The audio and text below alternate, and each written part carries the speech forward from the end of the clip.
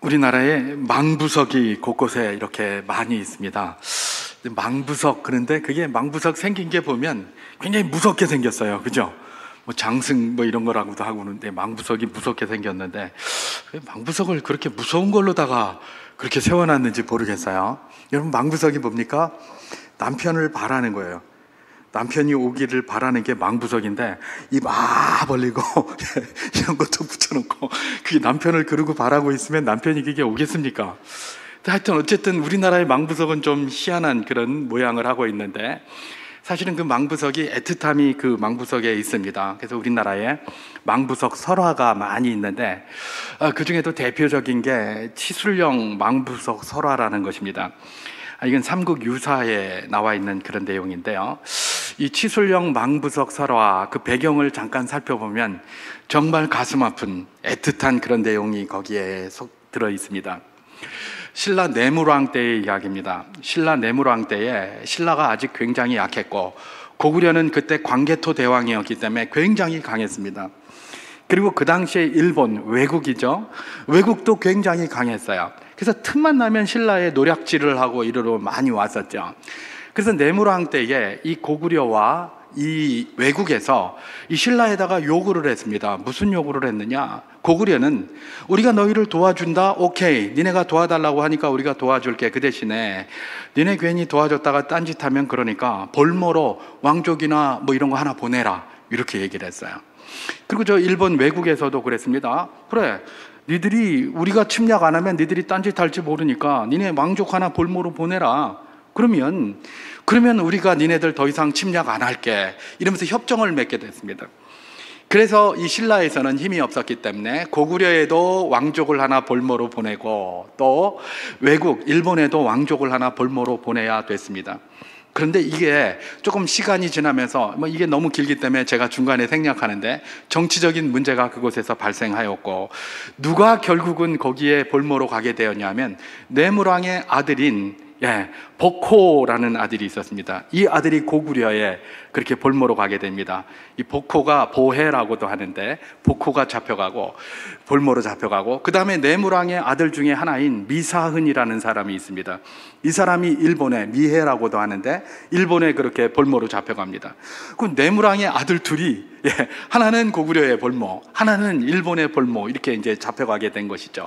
그러면서 이게 왕위가 위양이 되는 게 조금 헷갈리다가 내물왕 다음의 내물왕의 아들이 왕위에 등극을 합니다. 또 근데 그 왕이 누구냐? 눌지왕입니다. 눌지왕. 우리가 이제 퀴즈 같은 데도 눌지왕에 대한 게 많이 나오고 넌센스에도 나오고 뭐 누룽지를 제일 좋아하는 왕 뭐 이래가지고 뭐 눌지왕 뭐 이런 거 했었는데, 눌지왕이 이제 등극을 하게 됩니다. 근데 눌지왕이 딱 등극을 해서 보니까 자기 친동생 두 명이, 한 명은 고구려에 잡혀가 있고 한 명은 일본에 잡혀가 있는 겁니다. 볼모로. 그러니까 왕위에 이렇게 몰랐지만 마음이 편치 않는 겁니다. 아니, 네 형제들이 다 외국에 잡혀가 있는데 네 그러고 왕위에 올라가서 떵떵거리고 살 수 있느냐? 그런 마음이 너무 힘든 겁니다. 그래서 이게 괴로워하고 있을 때 이 왕의 수색을 늘 이렇게 얼굴을 들여다보고 있었던 충신이 한 명 있었습니다. 이 충신이 누구냐? 박재상이라는 사람입니다. 박재상, 아마 많이 들어보셨을 텐데, 이 박재상이 그걸 딱 들여다보면서 우리 왕이 지금 저 수심이 많은 것은 동생들이 그렇게 억류되어 있기 때문에 그렇구나라고 생각하면서 자기가 직접 어디로 갑니까? 고구려를 찾아갑니다. 고구려를 찾아가서 단판을 지어서 복호 왕자를 데리고 옵니다. 복호를 데리고 와서 딱 이제 보해라고도 하죠. 이 복호를 딱 데리고 와서 왕궁으로 딱 입성할 때에 눌지왕이 너무 좋아하는 겁니다. 잔치를 벌이고 복호야 왔느냐 그러면서 복호를 끌어안고 너무 반기고, 또 그 일을 성공적으로 수행한 박재상을 치하합니다. 박재상 씨, 박재상 경 정말 수고했다라면서 치하를 막 하고 잔치에 들어가자라고 하면서 잔치에 딱 앉아 있는데, 박재상이 눌지왕의 얼굴을 가만히 들여다보니까 여전히 수색이 있는 겁니다.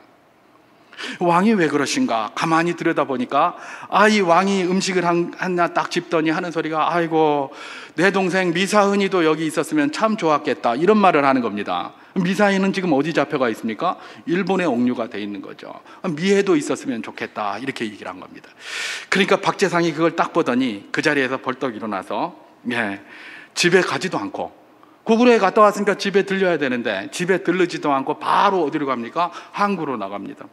항구로 나가서 거기에서 배를 타고 일본으로 떠나는 배를 탄 거예요. 이 소식을 들은 박재상의 아내가 깜짝 놀래가지고 남편이 오실 줄 알고 다 준비를 해놨는데 남편이 바로 일본으로 간다고 하니까 그냥 막 항구를 향해서 막 뛰어나갔습니다. 그런데 박재상의 아내가 항구에 딱 도착했을 때는 이미 배가 이 선착장으로부터 이렇게 뚝 떨어져서 요만큼 떨어져서 가고 있었어요. 그래서 남편 박재상이 아내에게 손을 막 흔들고 아내도 손을 이제 흔들립니다. 그러면서 뭐라고 얘기를 하냐? 여보, 내가 곧 돌아올 테니까 조금만 기다려, 이러고 그냥 갔어요. 박재상의 아내는 눈물을 흘리면서 이렇게 기다리겠다고 하면서 내가 기도하며 기다리겠습니다. 그리고 이제 박재상은 떠났습니다. 박재상이 그렇게 일본에를 가서 외왕, 일본 왕을 아주 잘 구슬릅니다. 그래가지고 일본 왕에게 뭔가 충성할 것처럼 이렇게 해서 마음을 싹 사가지고 결국은 어떻게 합니까?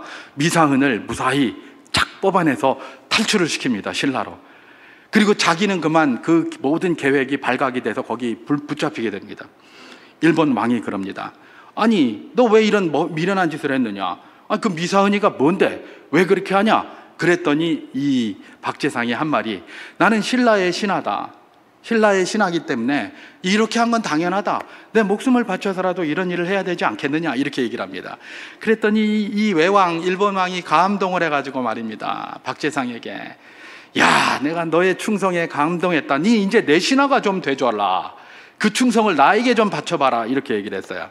그랬더니 박재상이 그 아주 유명한 말을 했지 않습니까? 뭐라고 했습니까?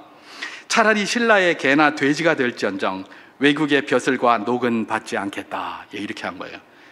그러니까 그냥 일본 이 외왕이 화가 나가지고 그를 화형에 불살라서 그냥 죽여버렸어요. 화형에 처했어요. 그런데 이게 이제 이렇게 된 줄 모르고 있었던 박재상의 아내 어떻게 했겠습니까? 남편이 돌아오마 약속하고 갔기 때문에 남편이 올 줄 알고 그때부터 치술령 고개에 올라가서 남편이 떠난 일본국을 향해서 떠난 그 물을 바라보면서 계속해서 남편이 오시기를 기다립니다. 옷단장을 깨끗하게 하고 매일매일 거기 올라가서 기다리는 겁니다. 기다리면서 기도를 하는 겁니다. 남편이 하마 올까, 이제 나올까, 저제 나올까 하면서 말입니다. 그런데 남편이 돌아오겠습니까? 화형당해 죽었는데요. 돌아오지 않으니까 그럼에도 불구하고 끊임없이 그 자리에 앉아서 정해진 시간에 옷을 단정하게 입고 그런 마음의 준비를 하고 나가서 기다리던 이 박재상의 아내 몸이 굳어서 돌이 되었다고 합니다. 그리고 그녀의 영혼은 새가 되어서 날아갔다고 합니다. 어디로 날아갔을까요? 남편인 박재상에게 날아가지 않았겠습니까? 이게 치술령 설화입니다. 여러분, 치술령 설화 이것 들여다보면, 이렇게 들어보면 참 우리의 마음이 짠합니다. 그죠? 남편에 대한 아내의 사랑, 또 남편이 아내를 또 얼마나 사랑했길래 또 아내가 그렇게 남편에 대해서 지극히 그렇게 기다리고 있겠습니까? 그야말로 기다림의 대명사인 이 망부석 설화 가운데 이 치술령 설화, 짠한 마음을 우리에게 주기에 조금도 부족함이 없습니다. 제가 왜 그런데 오늘 이 메시지를 시작을 할 때에 치술령 설화로 시작을 하느냐, 시작할 때 제가 말씀드린 것처럼 오늘이 교회력상으로 대강절입니다. 그죠? 대강절이라고도 하고 대림절이라고 합니다. 대라는 말은 한자로 기다린다 뭐 이런 뜻이고, 그 다음에 강 그러면 내려오는 것, 임 그러면 임하는 것 뭐 이런 거니까 내려오시거나 강림하시는 것을 기다리는 게 뭐예요? 바로 이 절기예요. 헬라어로는 파루시아라고 했고, 그 다음에 라틴어로는 아드벤투스라고 이야기를 합니다.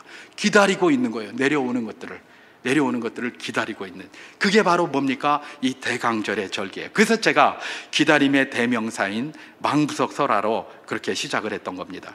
그런데 여러분, 우리가 기다린다라고 생각할 때에 그 기다림의 의미를 좀 생각해 볼 필요가 있습니다. 여러분, 기다린다 그러면 뭘 이야기를 할까요?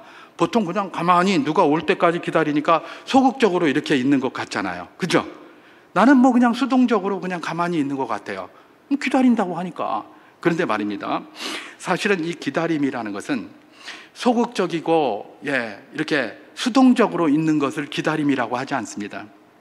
망부석 설화에서도 보는 것처럼 기다림에는 분명한 이유가 있습니다. 어떤 것들이 있습니까? 굉장히 그래서 적극적이기도 하고요. 굉장히 그래서 뭡니까? 능동적이기도 한 게 뭐다? 이 기다림이에요. 여러분, 우리가 대강절 이야기하고 있습니다만은 이 기다린다는 게 그냥 소극적으로 가만히 기다린다는 게 아니에요. 아주 능동적이고요. 아주 적극적인 것이 필요한 거예요. 그래서 대강절에 이런 어떤 기다림의 의미를 우리가 생각해 볼 필요가 있는 것입니다. 어떤 능동적인 의미가 있느냐? 여러분, 일단 기다린다고 할 때에 기다림의 대상이 머릿속에 명백해집니다. 그죠? 내가 누구를 기다린다고 하잖아요. 그냥 막연히 기다리지 않죠. 고도를 기다리며라는 책이 있습니다. 고도가 누구냐? 책 쓴 지은이도 몰라요. 책에 나오는 주인공도 고도가 누군지 몰라요. 그리고 끝날 때까지 고도가 안 왔어요.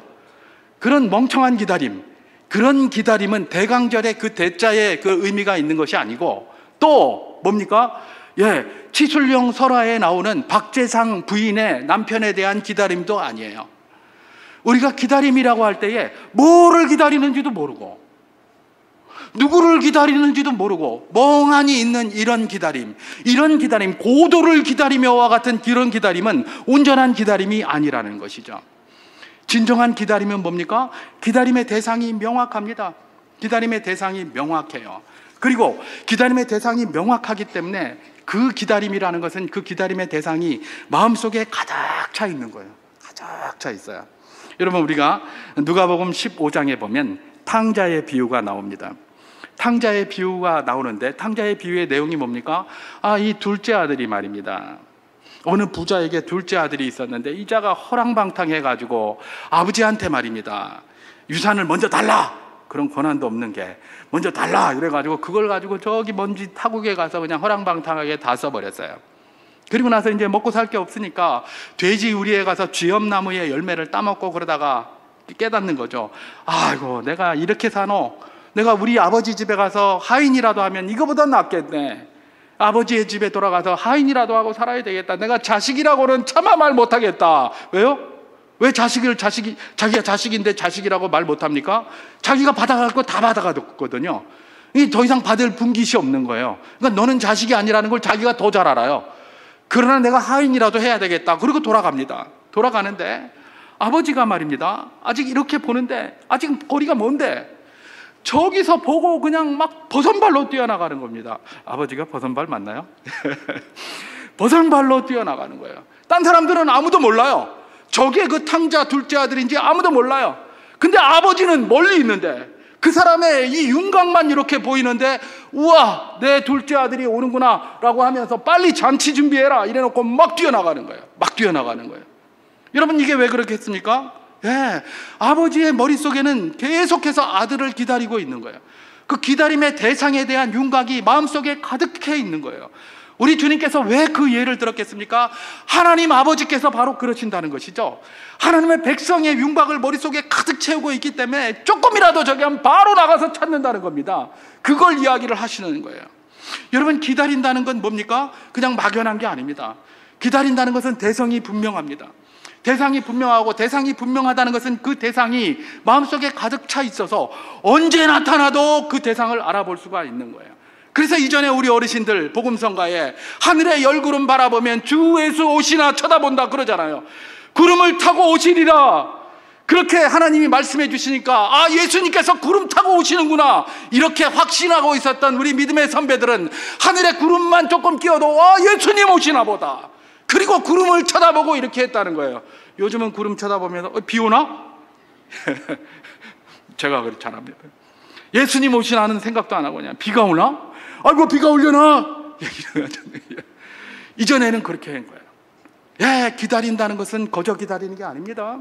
굉장히 능동적이고 적극적인 거예요. 기다림의 대상이 마음에 가득 차 있는 게 그게 바로 기다림입니다. 그럼 기다림의 대상이 마음에 가득 차 있으면 뭐를 하겠습니까? 준비를 하는 거죠. 그러니까 이 아버지 말입니다. 탕자가 오는데 바로 빨리 준비해라 이런단 말입니다. 여러분, 머릿속에 그거를 어떻게 한지 늘 생각해 놨기 때문에 우리 아들이 오면 내가 잔치를 준비해야지, 밥 한 그릇 실컷 먹여야지, 그런 생각을 했기 때문에, 그러니까 아들이 오니까 바로 준비하라고 하는 것 아닙니까? 여러분, 이것도 안 해보면 잘 안 돼요. 그래서 우리가 훈련하는 거예요.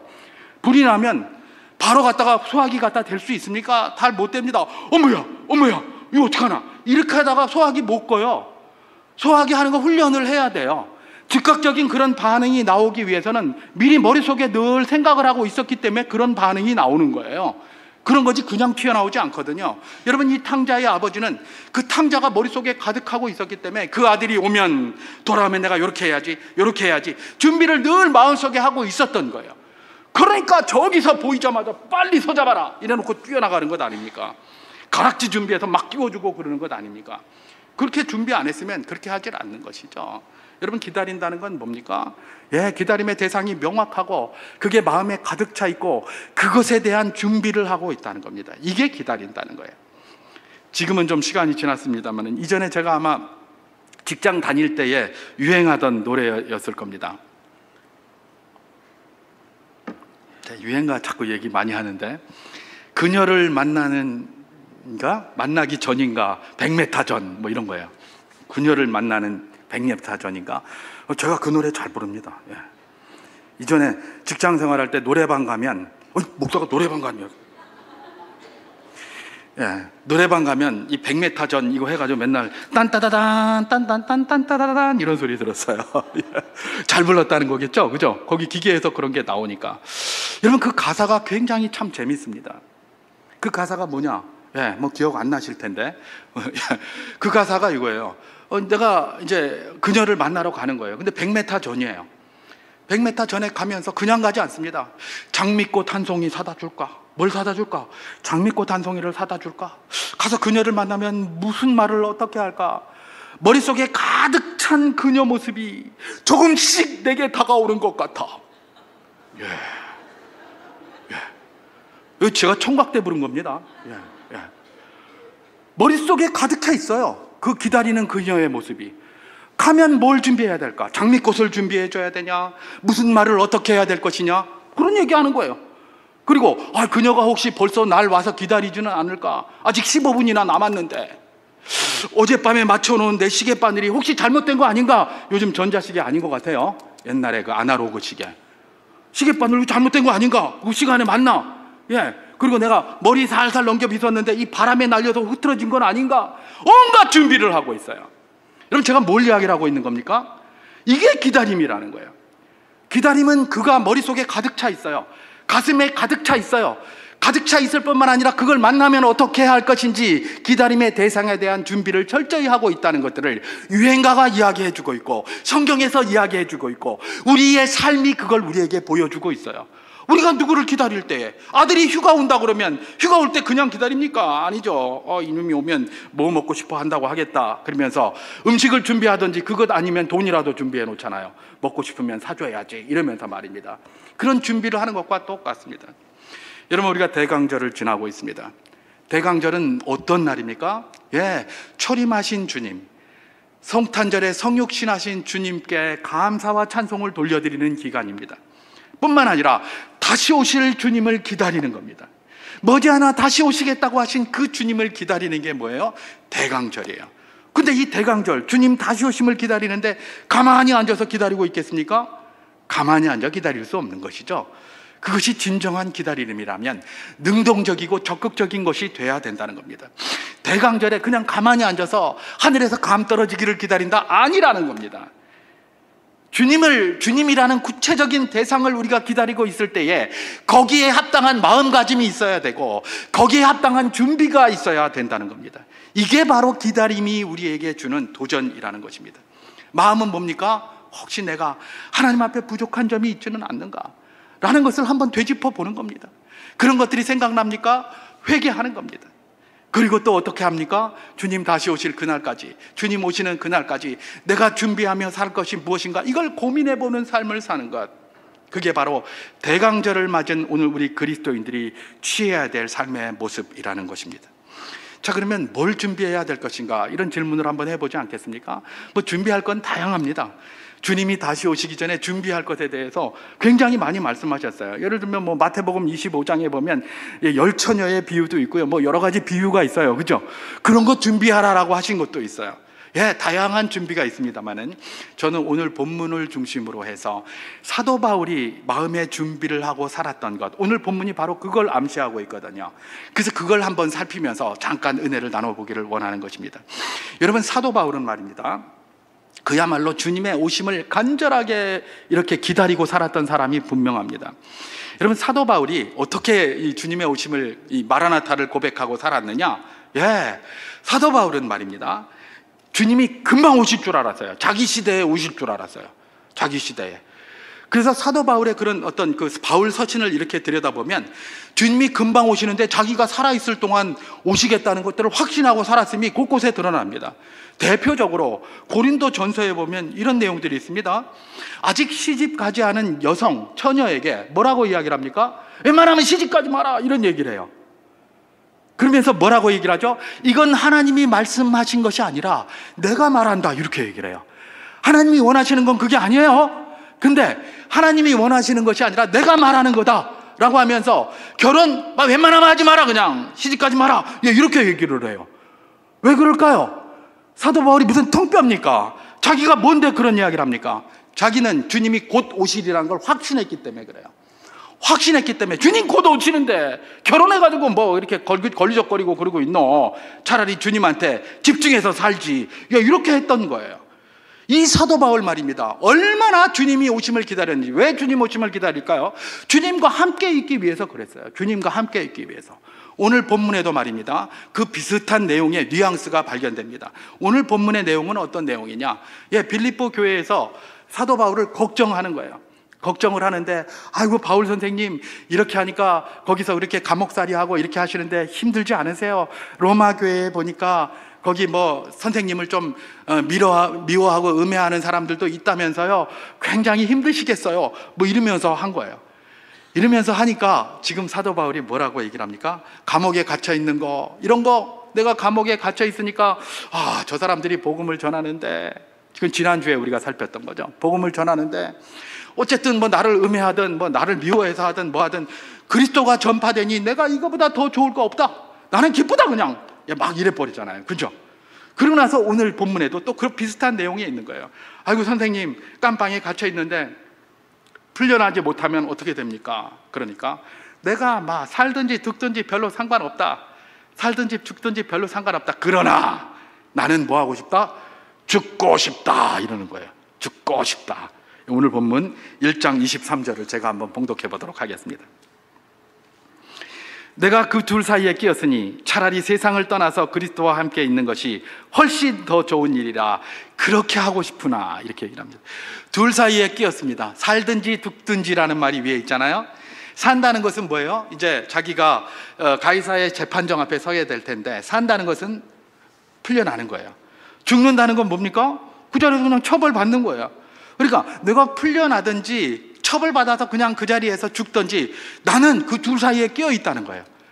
그런데 자기 소원은 뭐라는 거예요? 차라리 내가 죽고 싶다, 그냥. 왜요? 죽어야 내 사랑하는 주님 앞에 빨리 갈 수 있을 것 아니냐, 주님과 빨리 거할 수 있을 것 아니냐, 그래서 난 차라리 그렇게 하고 싶다, 그 이야기를 하는 거예요. 여러분, 지금 사도 바울이 원하는 게 뭡니까? 주님과 빨리 함께 있고 싶어서, 빨리 함께 있고 싶어서 자기는 죽는 게 더 낫다, 뭐 이렇게 이야기를 하고 있는 것이죠. 결국은 사도 바울이 어떤 사람이라는 겁니까? 주님 빨리 만나고 주님과 빨리 함께 하기 위하여 살던 사람이라는 것을 우리는 명확하게 알 수가 있는 것입니다. 자, 이 사도 바울이 그러면 그렇게 주님을 만나기 전에 어떤 준비를 하고 살았는지를 오늘 본문에서 우리가 암시받을 수가 있는데, 오늘 본문 1장 20절을 제가 한번 봉독해 보도록 하겠습니다. 나의 간절한 기대와 소망을 따라 아무 일을든지 부끄러워하지 아니하고 지금도 전과 같이 온전히 담대하여 살든지 죽든지 내 몸에서 그리스도가 존귀하게 되려 하려 하나니, 그렇게 얘기를 합니다. 자, 여기서 정말 주님과 함께하는, 그 주님이 다시 오심을 기다리는 마라나타를 주장했던, 늘 그걸 추구하고 살았던 사도 바울이 가장 귀하게 여기고 살았던 삶의 목적과 같은 것이 여기 기록되어져 있습니다. 여기 특별히 우리 번역에는 나의 간절한 기대와 소망을 따라 뭐 이렇게 되어 있습니다. 여기서 나의 간절한 기대, 이게 뭐냐? 텐 아포카라도키안 무라고 되어 있습니다. 텐 아포카란도키안 무, 여기 텐은 그냥 뭡니까 정관사고, 아포카라도키안 요거에다 무가 나의라는 그런 뜻입니다. 나의 아파카라도키안이 뭐예요? 나의 간절한 기대라고 그렇게 번역했어요. 여기서 간절한 기대라고 번역된 이 아포카라도키안, 이게 무슨 말이냐? 세 단어가 연결된 거예요. 합성어예요. 하나는 아포라는 그런 전치사입니다. 그거는 뭐뭐로부터 이런 뜻이에요. 뭐뭐로부터. 그 다음에 여기에다가 뭡니까? 카라라는 것이 있습니다. 카라는 뭐예요? 머리를 나타납니다. 머리. 카라라고도 하고 세라라고도 합니다. 이전에 승용차 중에 세라토 이런 거 있었잖아요. 그 세라가 그게 머리란, 헬라어로 머리라는 뜻입니다. 트리케라톱스, 그러면 머리에 뿔 3개 달린 공룡을 트리케라톱스 또는 트리세라톱스 이렇게 얘기합니다. 세라는 이 머리입니다. 머리. 그리고 여기 뭐예요? 도키아, 이거는 보다 이런 뜻이에요. 다시 말해서 이거예요. 머리를 이렇게 길게 빼고 이렇게 보는 거예요. 이걸 기대한다라고 번역한 거예요. 기대하는데 그냥 기대하는 게 아니에요. 머리를 길게 이렇게 빼고 이러고 보는 거예요. 이건 뭔가 굉장히 기다리는 거예요. 간절한 기대를 한다는 거죠. 그죠? 간절한 기대를. 우리말에는 뭐 머리를 빼고 기다리는 건 그런 말은 없어요. 목을 길게 빼고 기다린다 이런 말은 있죠. 근데 사실은 우리가 쓰는 학수고대라는 말이 바로 그런 말입니다. 우리 학수고대 한다고 하잖아요. 학수고대가 뭡니까? 학머리예요. 학학자, 세학자, 머리 숫자예요. 학수가 학처럼 머리 이렇게 길게 뺀다는, 머리 길잖아요. 학이, 그죠? 고대, 아주 힘들게 쓸 고자, 그 다음에 기다릴 때자. 학수고대는 뭐예요? 학처럼 목을 이렇게 길게 해가지고, 아주 힘들게 이렇게 해가지고 기다린다는 거. 간절하게 기다린다는 거예요. 이게 지금 뭐예요? 사도 바울이 기다리고 있는 모습, 학수고대하고 있는 모습이라는 거예요. 지금 사도 바울이 머리를 길게 빼고 학수고대하면서 기다리고 있는 게 뭡니까? 뒷부분에 20절 뒷부분에 나오는 이게 뭐냐? 살든지 죽든지 내 몸에서 그리스도가 존귀하게 되는 것. 지금 사도 바울이 목을 길게 빼고 기다리고 소망하는 것이 있습니다. 뭡니까? 내 몸에서 내가 살든지 죽든지 그게 중요하지 않고 내 몸에서 그리스도가 존귀하게 되는 것을 자기는 학수고대한다, 이런 이야기입니다. 여러분, 주님이 다시 오심을 준비하고 주님 앞에 서기를 그렇게 기다리면서 준비한 사도 바울의 삶은 뭐였습니까? 내 몸에서 그리스도가 존귀하게 되는 그것이었다는 겁니다. 여러분, 내 몸에서 그리스도가 존귀하게 된다는 말이 뭘까요? 내 몸이라는 것은 나의 삶을 이야기를 합니다. 내 몸을 거룩한 산 제물로 드리라 라고 하잖아요. 그건 뭐냐면 너희 삶이 하나님 앞에 특별한 구별된 제물이 되기를 원한다, 그런 말이에요. 다시 말해서 나의 삶을 통하여 그리스도가 존귀하게 되기를 원하는 게 사도 바울이 제1된 목적이었다는 것입니다. 여러분, 대강절을 지나면서 주님 다시 오심을 기다릴 우리 그리스도인의 삶이 어떤 것이어야 된다는 겁니까? 삶의 제1된 목적이 그야말로 그리스도의 이름이 나의 삶을 통해서 영화롭게 되는 것. 우리가 웨스트민스터 신앙고백에서 늘 이야기하는 거 있잖아요. 대소교리문답에서 사람의 제일 된 목적이 뭡니까? 제일 큰 목적이 뭡니까? 하나님을 영화롭게 하고 그분을 영원토록 즐거롭게 하는 것입니다. 똑같은 말입니다. 하나님을 영화롭게 하는 것이 제일 된 목적이 누구였다? 사도 바울이었다는 거예요. 그래서 그는 어떻게 하는 겁니까? 그걸 바라고 소망하는 것이고, 사도 바울과 똑같이 오늘 주님의 다시 오심을 고대하며 기다리며 마라나타를 외치며 살아가는 우리 그리스도인들도 대강절을 맞아서 무엇을 준비해야 되느냐? 삶에 여러 가지 목표가 있지만은 뭘 준비해야 된다? 가장 큰 목표는, 가장 위에 선 목표는 뭐가 돼야 된다? 예수 그리스도의 이름이 존귀히 되는 것, 하나님께 영광 올리는 삶을 살아야 되는 것을 가장 앞에 두라, 이런 이야기를 하고 있는 것입니다. 여러분, 우리가 여러 가지 목적이 있습니다. 그런 것들이 다 중요합니다. 뭐 자식 잘 되는 거, 맞습니다. 솔직히 부모님 치고 자식 잘 되는 거 안 바라는 사람이 어디 있겠습니까? 그것이 어쩌면 굉장히 큰 목적이 돼서 지금도 우리가 그렇게 살아가고 있습니다.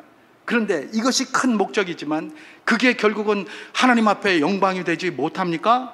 그러면 그것도 내려놓을 줄 알아야 된다는 거예요. 우리 몇 년 전부터 지금까지도 아직 그 구설수에 올라 있는 사람 있잖아요. 그 사람 얼마나 유명하고 명예롭고 좋은 사람이었는데, 이 자식 좀 잘 돼보게 해보겠다고 말입니다. 뭐 의과대학에 보내고 뭐 어디 무슨 뭐 이런데 로스쿨 이런데 뭐 보내고 그러려고 뭔가 꼭 조작하고 막 이래가지고, 그래가지고 지금 세계적인 망신살을 뻗치고 있잖아요. 그렇잖아요. 그거 뭐 다 자식 잘 되자고 한 거예요, 자기 입장에서는. 그런데 그게 만신살이 뻗쳐가지고 아무것도 아닌, 그야말로 나라가 흔들릴 정도의 저런 결과를 초래한 거예요.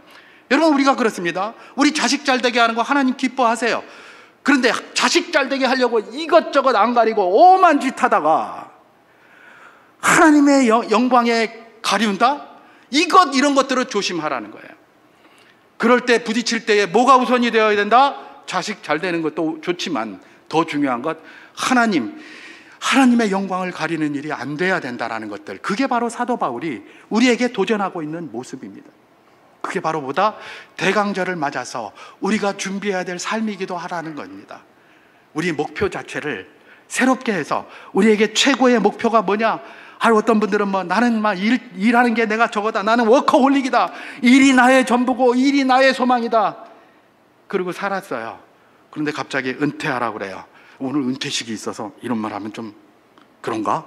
직장에서 말합니다.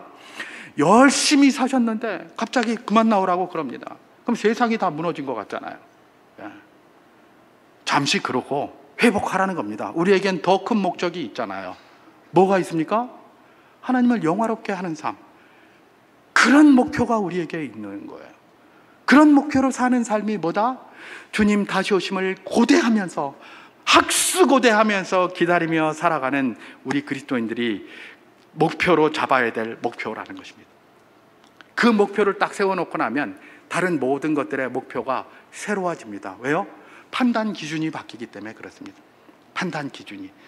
이전에 다른 목표일 때는, 자기의 성공이 목표였을 때는 절대로 판단 기준이 자기 성공과 관련되어져 있어요. 자식이 내 목표일 때는 자식의 성공이 내 판단 기준이 다 거기에 달려 있어요. 그러니까 거기에만 집중할 수밖에 없어요. 그런데 하나님을 영화롭게 하고 예수 그리스도의 이름이 나의 삶을 통해서 존귀하게 되는 것으로 제일 위에 서 있습니까? 그러면 판단 기준이 다 바뀌기 때문에 내 생각, 내 생활에 옳고 그름도 다 바뀌게 돼 있어요. 여러분, 사도 바울 한번 보십시오. 어떤 사람이었습니까? 자기 성공에 목숨 건 사람이었습니다. 그 사람은 날 때부터 어떤 사람이었죠? 로마 시민권을 가진 자예요. 날 때부터 최고 시민권을 갖고 있어요. 지금도 미국 시민권 얻으려면 얼마나 어렵습니까? 우리나라에도 시민권 얻으려면 결혼했다고 얻는 게 아니더라고요, 보니까. 이게 영주권 하나 얻으려고 해도 10년 이렇게 해서 공부해서 못 얻는 사람들도 있다고 그러면서 막 그러더라고. 와, 우리나라 영주권이 그렇게 무서워졌어요. 예. 그런데 그거 얻으려고 하는 사람이 얼마나 많은지 몰라요. 그런데 그 당시 최고의 제국인 로마 제국의 시민권을 가지고 있었습니까? 이건 그가 타고난 복이에요. 집도 잘 살았어요. 또 건축업자로서 건축도 잘하고 실력이 있는 사람, 없는 게 없어요. 게다가 베냐민 지파였어요. 히브리인에서 왕족이에요. 큰 소리 빵 칠 수 있는. 우리나라 아직도 네 어느 출신이고, 요즘은 그런 얘기 잘 안 하지만 네 어디 무슨 성이 뭐고 본관이 어디냐, 그 다음에 누가 누구냐, 이런 거 많이 하잖아요. 족보 많이 묻잖아요. 그거 우리나라에 얼마 전까지도 있었던 거예요. 사도 바울 시대였겠어요. 그러니까 끝없는 신화와 족보 이런 이야기를 그 당시에 굉장히 많이 했어요. 그러니까 사도 바울이 디모데에게 이야기를 하는 게 뭡니까? 야, 니네 제발 그 끝없는 신화와 족보 같은 거, 그런 거 얘기 좀 하지 마라, 그냥. 그런 거 하지 말라고 가르쳐라, 이렇게 했던 거 아니에요. 족보로 따지면 사도 바울이 왕족이에요. 왕족. 그냥 그것도 초대 왕족 말입니다. 근데 거기도 부족해서 그는 뭡니까? 가말리엘 문화에 가서 배우기 시작합니다. 유대의 율법을 배우는데 그 당시 최고 학부로 알려져 있는 가말리엘 문화에 가서 또 얼마나 열심히 공부를 했는지 거기서 수석했어요. 그리고 돌아다니고 있었어요. 그러니 있는 거 없는 거 다 가지고 있는 거죠. 그런데도 성공하고 싶어서 어떻게 했습니까? 대제사장에 가서 조서를 받았어요. 내가 저기 다메섹이라는 데 가서 교회 다 때려 부수고 교인들 잡아오겠다. 그리 조서 하나 써달라 그랬어요. 사실 대제사장은 이름만 대제사장이지 할 수 있는 게 하나도 없어요, 다메섹에는. 왜냐하면 자기는 히브리인이니까 그런 권한이 없어요. 조서 하나 써줬어요. 근데 사도 바울은 그런 권한이 있어요. 왜요? 로마 시민이니까. 로마 제국 어디든지 갈 수가 있어요. 그건 대제사장이 할 수 있는 일이 아니에요. 바울만 할 수 있는 일이에요. 그 조서 받아가지고 가서 다 부수고 이러려고 가려고 했던 것 아닙니까? 살기 같은 출세, 자기 성공의 모든 것들이 맞춰져 있는 사람이었어요. 그래서 그의 기준은 자기 성공과 딱 관련되어 있는 것들이에요. 그래서 그걸로 살았던 거예요. 근데 가다가 부활하신 예수 그리스도를 만나게 되고 그때부터 삶의 기준이 바뀌었잖아요. 그래서 그동안 자기의 출세의 기준이 되었던 모든 것들을 다 뭐라고 얘기를 하죠? 배설물처럼 여겼다고 그래요. 배설물이라고 하지 않았어요? 배설물처럼 여겼다고 그랬어요. 그건 그만큼 중요하지 않게 봤다는 말이에요. 그거 중요합니다, 사실은. 그런데 중요하지 않아서 배설물이다 이렇게 한 게 아니에요. 배설물처럼 여겼다. 중요하지 않게 여겼다. 왜냐하면 그리스도를 얻고 그 안에서 발견되기 위하여, 그리스도가 최상의 목적이기 때문에 그걸 얻고 그 안에서 발견되기 위하여 내가 그동안 중요하게 추구하던 모든 것들은 다 배설물처럼 여겼다는 거예요. 이거 배설물이니까 소용없다 그 말 아닙니다. 배설물처럼 여기고 살았다, 그 이야기를 하는 것입니다. 우리에게 다양한 목적이 있습니다. 그런데 그 자체가 배설물은 아니에요. 그리스도를 얻는 것에 비교하면 이건 배설물처럼 여겨지는 아주 하찮은 것에 불과하다, 그 이야기를 하고 있는 것입니다. 사도 바울이 마라나타를 외치면서 주님 다시 오시는 준비하는 자는 어떤 자여야 된다고요? 목표 자체가 새로워서 하나님께 영광 돌리는 삶이어야 되고, 그런 삶을 살게 되면 자연스럽게 삶의 기준이 변하기 때문에, 판단 기준이 변하기 때문에 그 모든 것들이 하나님 앞에 아름다운 모습으로 갈 수밖에 없다라는 것들을 이야기를 하고 있는 것입니다. 한 가지 더 생각해 보면, 사도 바울이 그야말로 기다리고 살았던 이 사도 바울인데, 주님을 기다리고 살았던 사도 바울 어떻게 하면서 또 살았는지를 한번 살펴보는데, 오늘 본문 1장 24절을 제가 한번 봉독해 보도록 하겠습니다. 1장 24절입니다. 빌립보서 1장 24절. 내가 육신으로 있는 것이 너희를 위하여 더 유익하리라, 이렇게 얘기를 합니다. 이게 무슨 말이냐? 자기는 죽고 싶다 그랬어요. 나는 빨리 가서 예수님과 함께 있고 싶어서 빨리 죽고 싶은데, 그러나 내가 육신으로 있는 것이 너희에게 더 유익하니까 그저 육신으로 있는다, 그렇게 얘기를 하는 거예요. 옛날에 뭐 거짓말 중에 하나라는 그게 뭐 있죠? 무슨 말입니까? 아이고, 나이 많이 드신 분들은 아이고 빨리 죽어야 되는데 그러는데 그거 다 거짓말이라고 막 그렇게 얘기를 하잖아요. 그 거짓말 맞습니까? 거짓말 아닙니다. 그거 진짜예요. 진짜예요. 우리는 옛날에 뭐 3대 거짓말 그래가지고 뭐 장사가 손해 본다는 거, 뭐 처녀가 시집 안 간다는 거, 그 다음에 노인들이 빨리 죽고 싶다는 거 다 거짓말. 거짓말처럼 보이죠. 거짓말처럼 보여요. 그러나 사실은 거짓말이 아니라 상당 부분 그런 게 있어요. 저도 처음에 거짓말인 줄 알았어요. 우리 아버지가 이전에 그런 얘기 할 때. 근데 제가 나이가 들어서 그 얘기를 할 때 우리 아버지 나이쯤 돼 보니까 그 마음을 알겠어요. 우리 아버지가 왜 저런 이야기를 하셨는지 알겠더라니까요. 그게 다 거짓말이라고 생각하면 안 됩니다. 사도 바울이 지금 여기서 거짓말하고 있는 게 아니에요. 자기가 진짜 죽고 싶어요. 주님 앞에 빨리 가고 싶기 때문에. 그런데 그것보다도 뭐예요? 내가 살아있는 게 아직 하나님께서 내 사명을 거두지 않으셨다는 것이고, 사명을 거두지 않았는데 그게 뭐예요? 빌립보 교회 너희들에게는 더 유익할 것이다. 그래서 내가 살아서 열심히 한번 해보려고 한다. 바로 그 이야기를 하고 있는 것입니다. 사도 바울이 뭘 준비하고 있는 겁니까? 자기에게 주어진 현재의 사명에 최선을 다하고 있는 겁니다. 여러분, 주님이 다시 오심을 기다리고 살아가는 우리가 뭘 준비해야 된다고요? 우리에게 현재 주어져 있는 모든 일들에 최선을 다해야 하는 겁니다. 그게 바로 우리가 너무나 잘 알고 있는 내용이잖아요.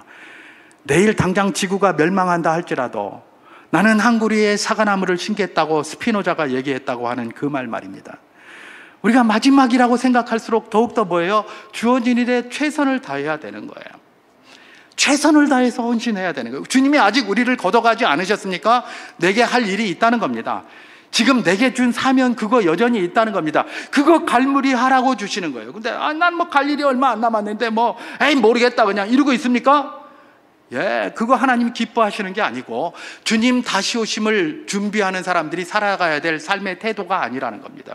최선을 다하라는 겁니다. 지금 현재 내게 맡겨주신 많은 일들이 나를 힘들게 하고 괴롭게 하고 죽기보다도 싫은 일이 있을 수 있습니다.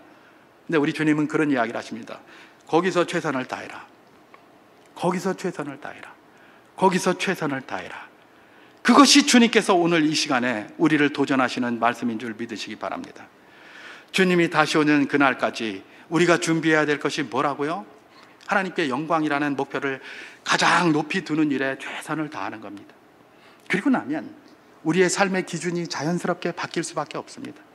그렇게 바뀌어 나갈 수 있도록 하나님의 은혜를 달라고 기도하고 그렇게 삶에서 하나씩 둘씩 실천해 나가는 겁니다. 세 번째로는 우리가 최선을 다해서 현재 주어져 있는 우리의 사명이라고 생각하는 많은 일들을 감당하는 것입니다. 그것이 바로 주님 다시 오시는 그날까지 우리가 그 준비를 살아가고자 하는 우리에게 주님께서 이 대강절에 도전하시는 도전인 것입니다.